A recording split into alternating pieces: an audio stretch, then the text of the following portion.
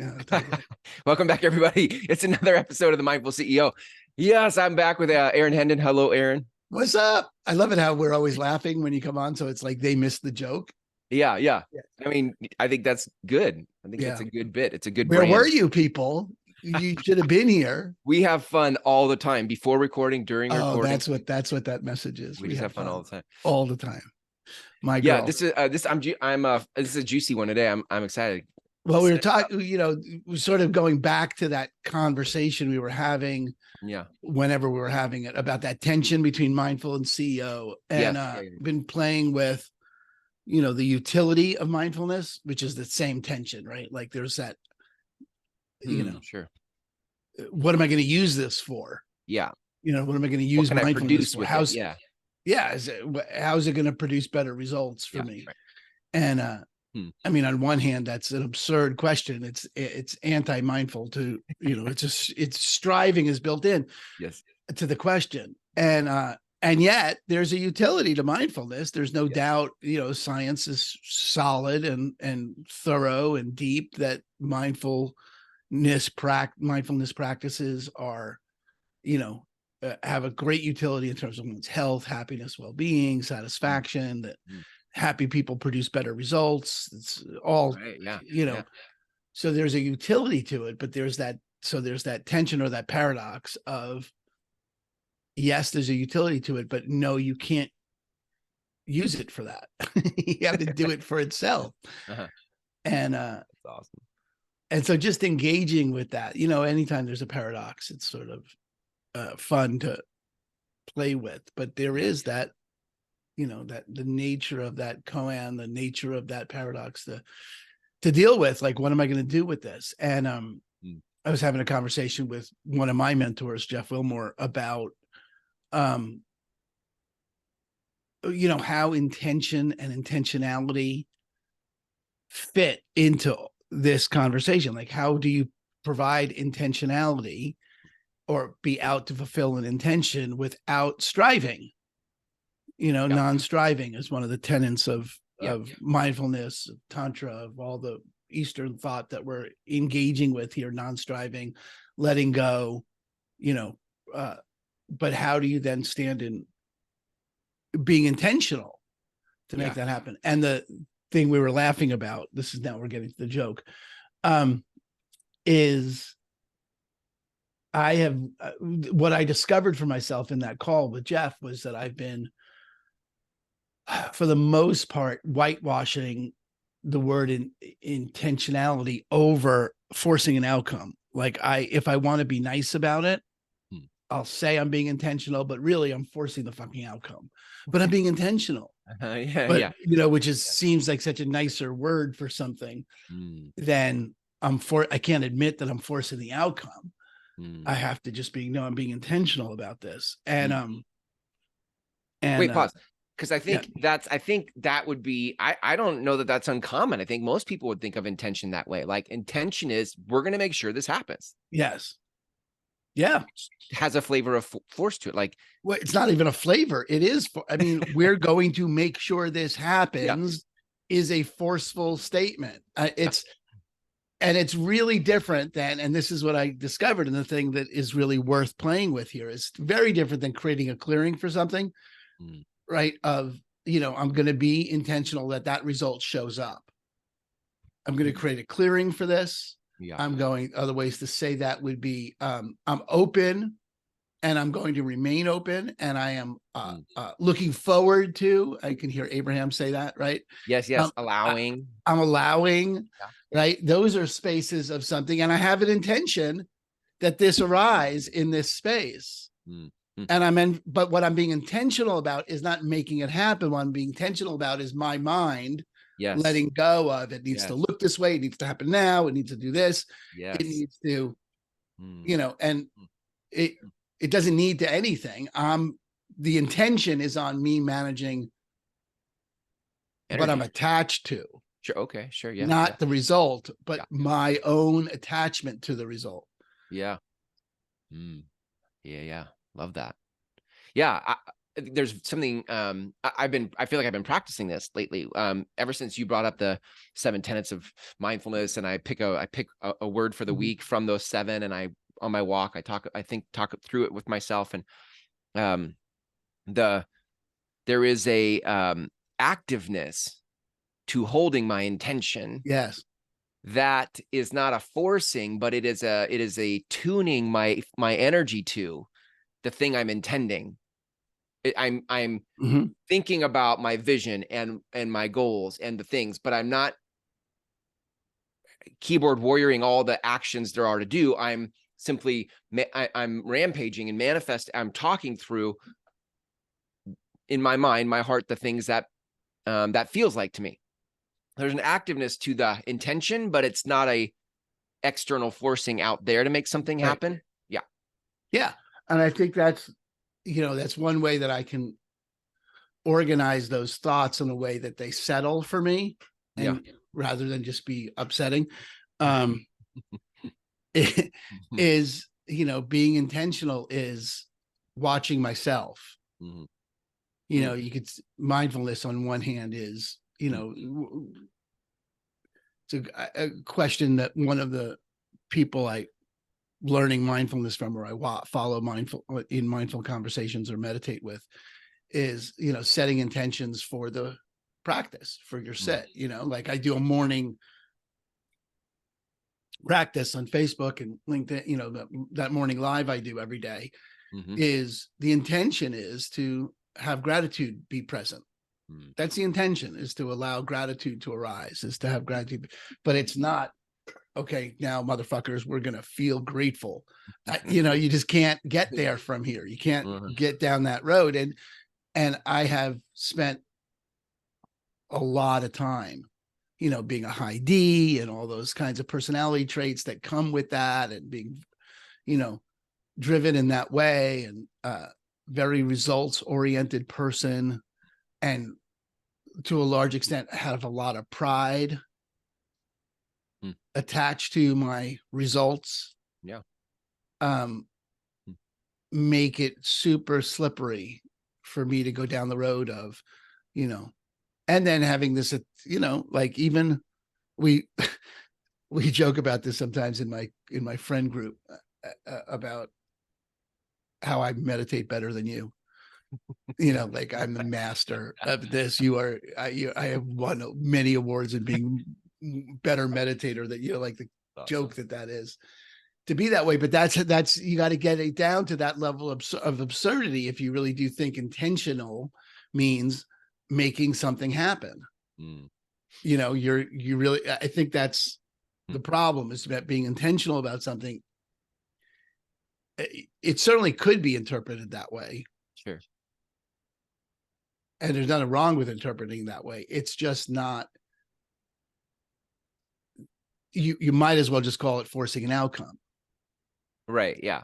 You might as well just say, I'm going to force this thing to happen, rather than I think intentional has in my view, in my experience, and the way I use the word, has a whitewashing, as a icing on mud kind of thing. Like, it's an inauthentic way of saying, I'm going to force this out.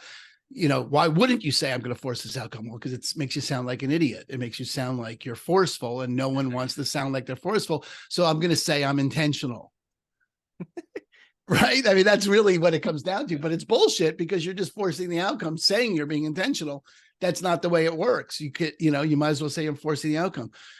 Being intentional really is, I am holding an intent. I'm saying it really is. It's not really anyway. Okay. It's sure.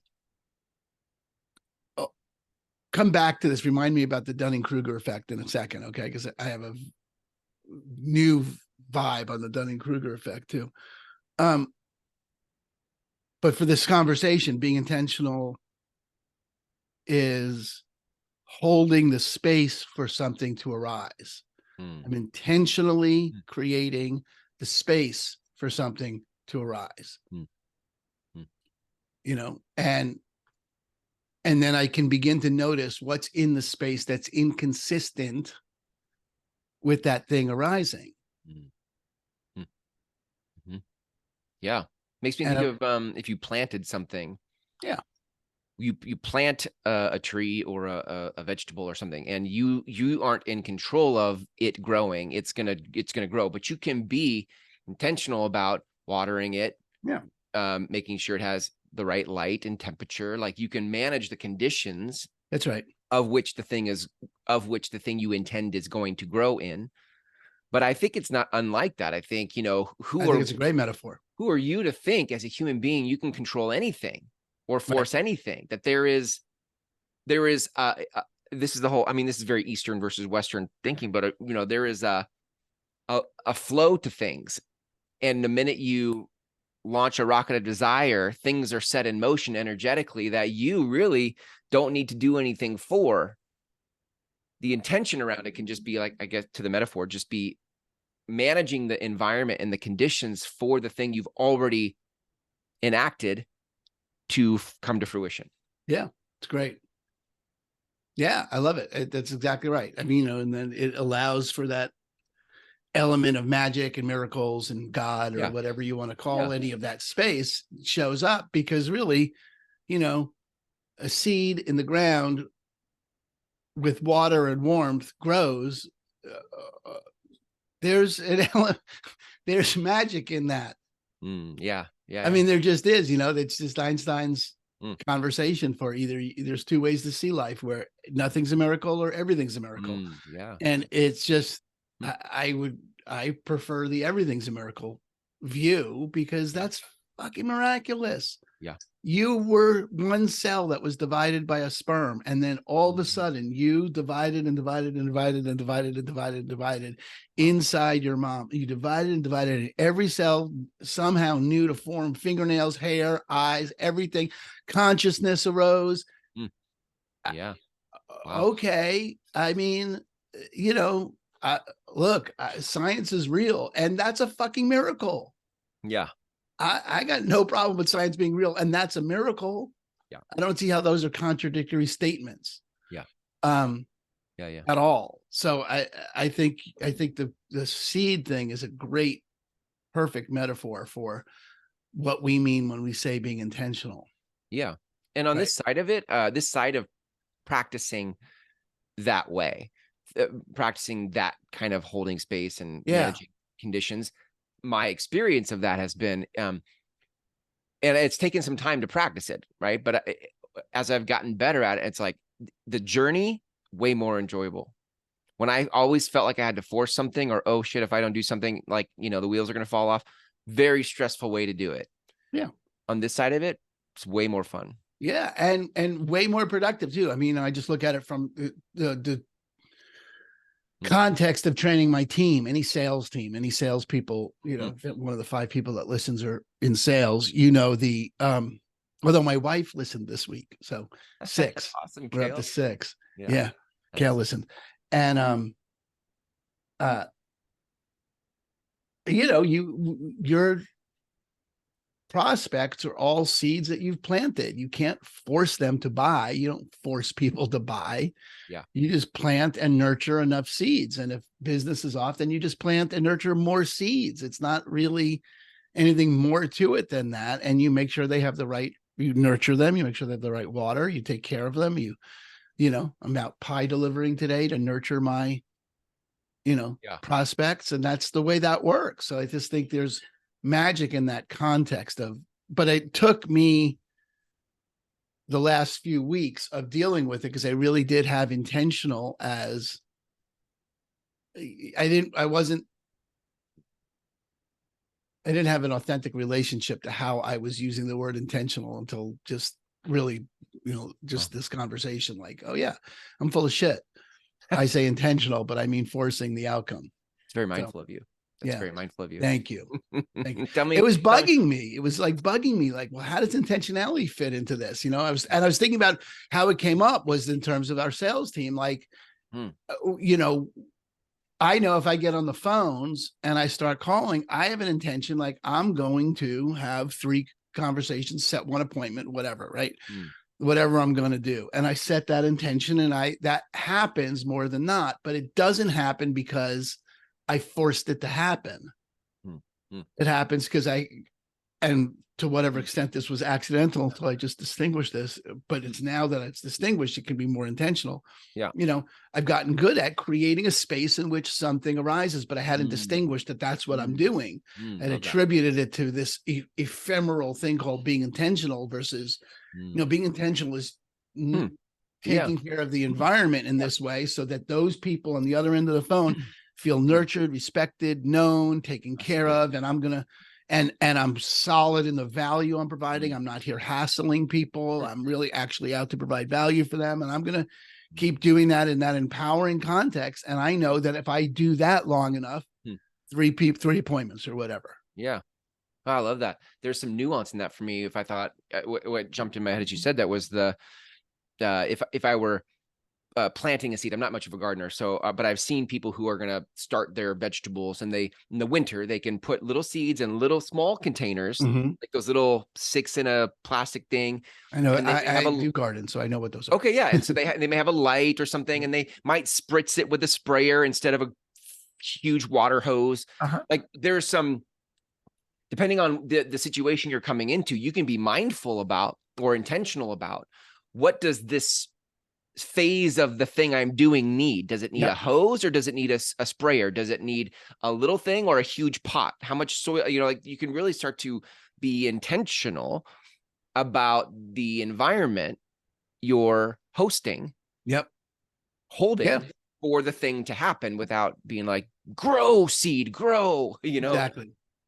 So tell me about the Dunning Kruger effect. What were you? Yeah. So, do you know what the Dunning Kruger effect is? I don't. Oh, okay. So it's a cognitive bias. You're smarter than me. Okay. Well, that's certainly arguable. I'm so surprised. Oh, God. Okay. Wow. I know what the Dunning Kruger effect is, barely, but okay. So there's two aspects of Dunning Kruger effect. Okay. One is, and I think this is the more commonly known and used one. And tell me if you've heard this. Tell me if you heard this one. Okay. Is that incompetent people almost always greatly overestimate their own competence in situations in which they're incompetent. I haven't heard it, but I get it. Okay. Because they're incompetent, they don't know enough about the thing to know they're incompetent.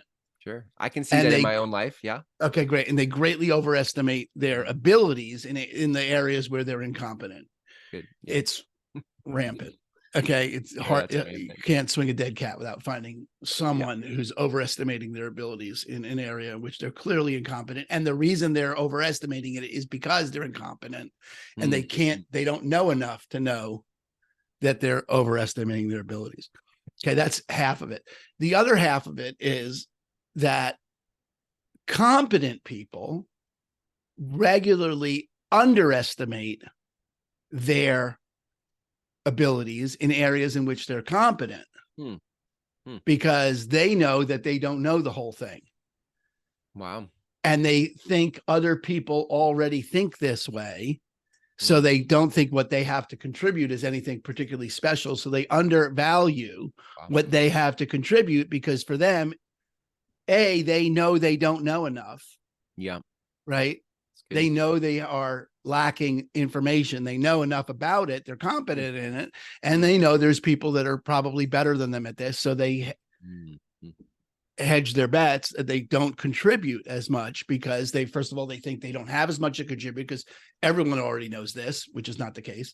Yeah. And the people that really are experts in this know more than me. So I'm not going to contribute it. Yeah. Wow. That's great. Yeah. I relate to that a lot. I resonate with that a lot. Yeah. So, the conversation isn't as valuable now because you hadn't heard of it before. So fine for ruining everything, Chris. Great. I'm loving it. Okay, good. But for me, the thing I discovered about this recently for myself was I've been familiar with this for a while, right? I love cognitive biases. I've been engaging in this for years, and I just think they're just fascinating. And, really when it comes down to it, everything about the forum and everything that we have used in our training, Chris, as self-awareness and growth and development and transformation is just breaking free of some cognitive biases, right? That's going beyond the heuristics, going beyond what thinking fast, thinking slow. Yeah. Yeah. Right? Yeah. Oh, my doggy just came in. Hi, puppy. Hey, buddy. What- our guest today on the Our guest doggy. podcast.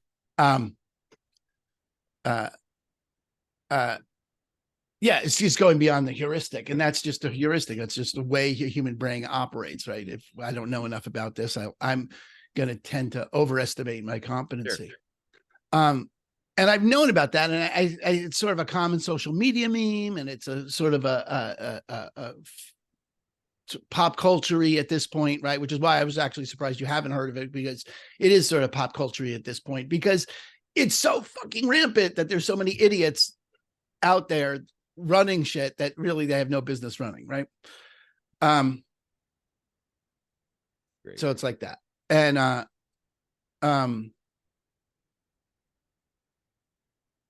the truth is this, the second half of it I hadn't really dealt with when I hadn't read this interpretation or this explanation of it before, where it was that people are trapped in the Dunning Kruger effect when they think other people think this way, and that so they don't contribute. I was like, oh wow, that's where imposter syndrome comes from. Yes. Mm-hmm. And I just hadn't seen it as that. I had it diagnosed as imposter syndrome, which is one thing, but to see it as an actual cognitive bias that human beings are, the thing about these biases are they're ways in which we are predictably irrational. Like you could predict this behavior because it's part of what, the way the brain functions. Wow. It's not just some personal trauma. Yeah. It's not you just personally have a problem with it.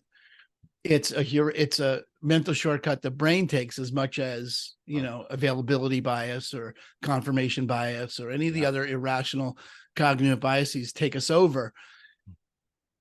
It's going to take you over, that you are going to have the experience of not wanting to contribute or not thinking you have a contribution to make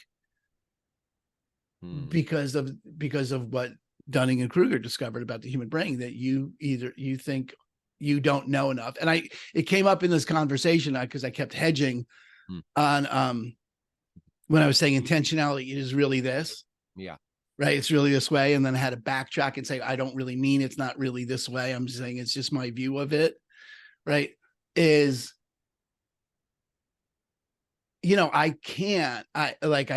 myself, I have the experience of I can't be too confident. Like I'm not allowed to be too confident.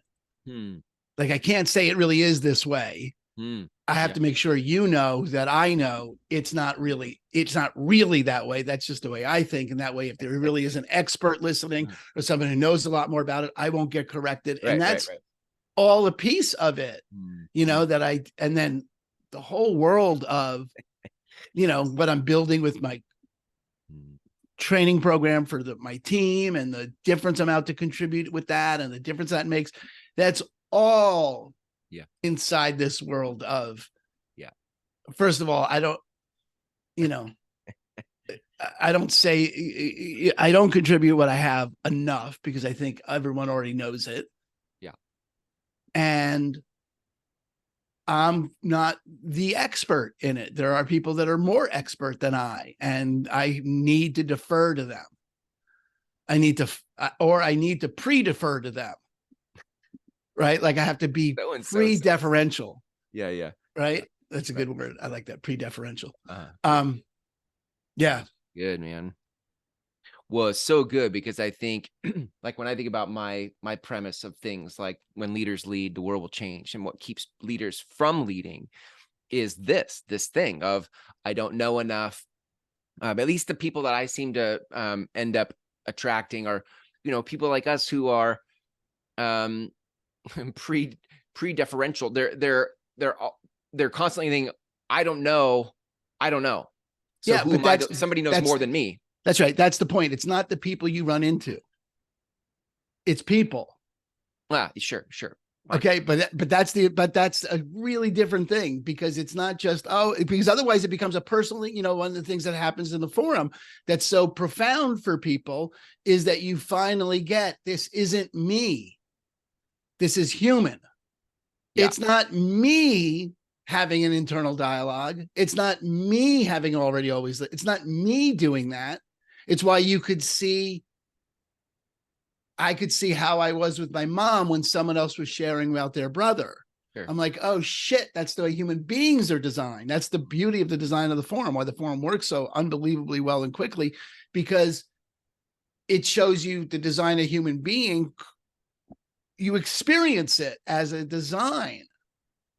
So it's not that the leaders you run into are pre-deferential. It's that human beings, if they have a commitment to make, are going to be hesitant to make that difference because they know enough to know someone else knows more. Yeah, got it. Yeah.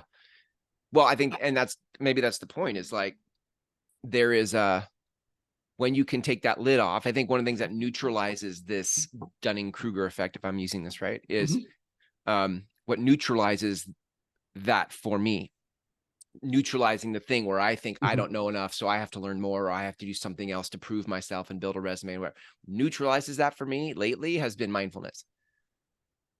That I will be in a state of allowing, that I'll remind myself and be in a state of non-striving. Like when I get into these energy spaces, that chatter falls off, it falls away, and it's not a part of how I'm conducting myself. Oh, that's really interesting, Chris. That's really interesting. That we're going to go full circle now back to the utility of mindfulness.